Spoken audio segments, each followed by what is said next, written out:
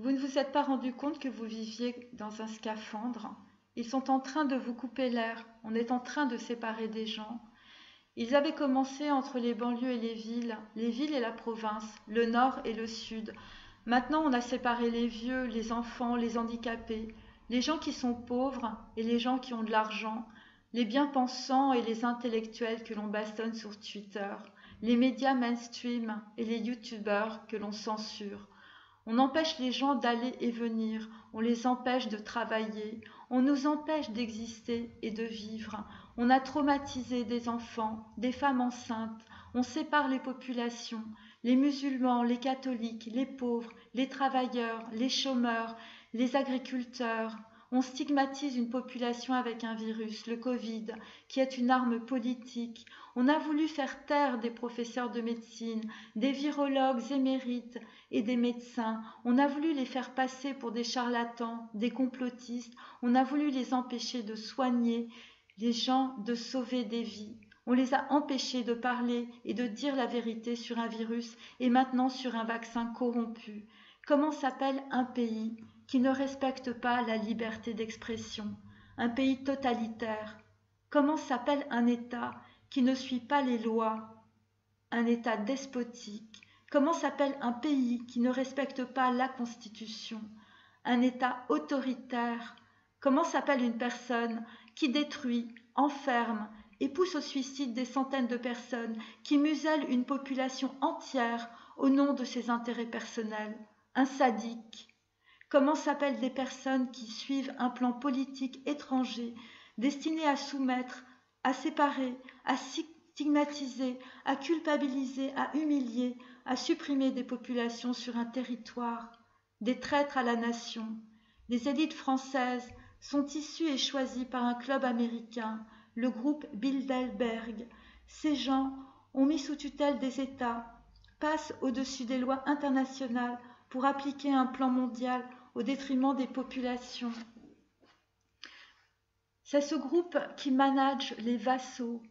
Les vassaux, ce sont les États qui appliquent le plan de la finance et d'un État policier. Ce ne sont pas des personnes qui sont là pour vous soigner, mais pour vous enfermer. Ils ont pris le contrôle des médias pour instaurer la peur avec une arme politique, le virus. Ils ont pris le contrôle de votre vie avec des lois sécuritaires et policières. Ils sont en train de détruire votre instrument de travail, votre santé mentale et physique, en séparant les populations dans des prisons à ciel ouvert par la propagande et en évitant vos déplacements.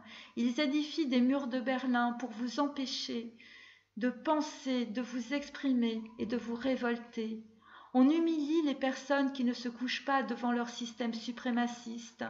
Ils se donnent des petits noms, ces gens-là, les maîtres du monde.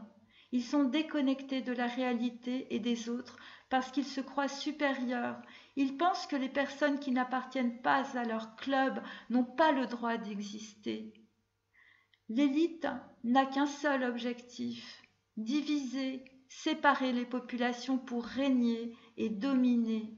Et pour ceux qui se révoltent, qui refusent de se faire écraser, qui réagissent face à la propagande, on les enferme dans le silence. Quand ce n'est pas possible, comme nos professeurs Didier Raoult, Christian Perron, Laurent Toubiana et tous les autres, on les traite de charlatans et d'imposteurs. Nicolas Reoutzky, Christophe Cossé, réalisateur du documentaire Hold Up, il devrait recevoir le prix d'Albert Londres pour résistance à la collusion politique et financière de l'étranger. Sous l'URSS, les intellectuels, on les appelait des douteux et on les met dans le silence. Ils ne peuvent plus s'exprimer et donc exister. Après, on a fermé les librairies parce qu'on empêche les gens de penser. Ceux qui résistent ont des problèmes mentaux. Ceux qui font des problèmes, on doute de leurs qualifications, de leurs chiffres, de leur capacité à soigner. Quand on divise les gens, on les oblige à prendre parti, tout en les manipulant. On dresse les gens les uns contre les autres, ce qui permet de détourner leur attention pour s'occuper d'une autre partie de la population. Il y a des catégories où l'on a séparé les populations. On a rendu les médecins douteux, on les a fait douter, on a rendu les enfants douteux, on a fait douter les familles et les grands-parents, on a rendu les cafetiers douteux et les lieux de rassemblement, on a fait douter la population. On met en garde à vue des enfants de 10 ans par délation. On stigmatise les pauvres, la province, les travailleurs, les vieux, tous ceux qui ne servent pas la politique et la finance internationale. On leur fait prendre du Rivotril et on envoie les CRS. Et vous vous posez encore la question si c'est un État démocratique. Vous avez été l'objet d'un coup d'État médiatique et politique. On a censuré les médecins et les intellectuels. On vous met en état de mort physique et psychique.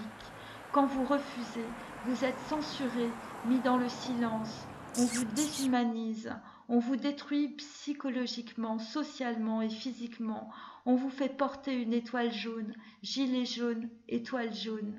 Même combat. Maintenant que vous n'êtes plus dans le déni, la sidération, et que vous n'écoutez plus les médias collabos, chacun et chacune d'entre nous peut passer à l'action. Même le plus petit pas, aussi petit soit-il, est un pas. Contestez, protestez, révoltez-vous. Vous savez ce qu'ils veulent faire de nous, nous asservir et nous détruire. Ces gens sont des nazis, ce sont des traîtres à notre pays et à nos valeurs humanistes. Leur talon d'Achille est la finance internationale et leur image politique. Il faut attaquer ces deux systèmes. Comment ?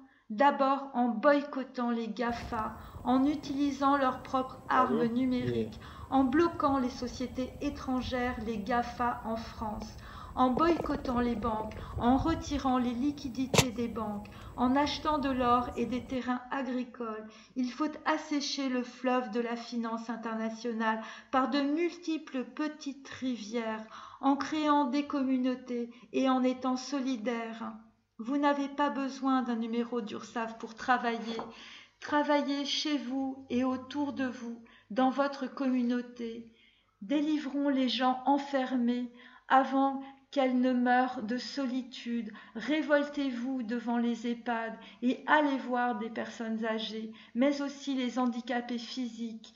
Que les médecins se révoltent et demandent la chloroquine pour soigner, que les avocats s'occupent de l'article 68 de la Constitution et de la Haute Cour. Le président de la République peut être destitué en cas de manquement à ses devoirs incompatibles avec l'exercice de son mandat.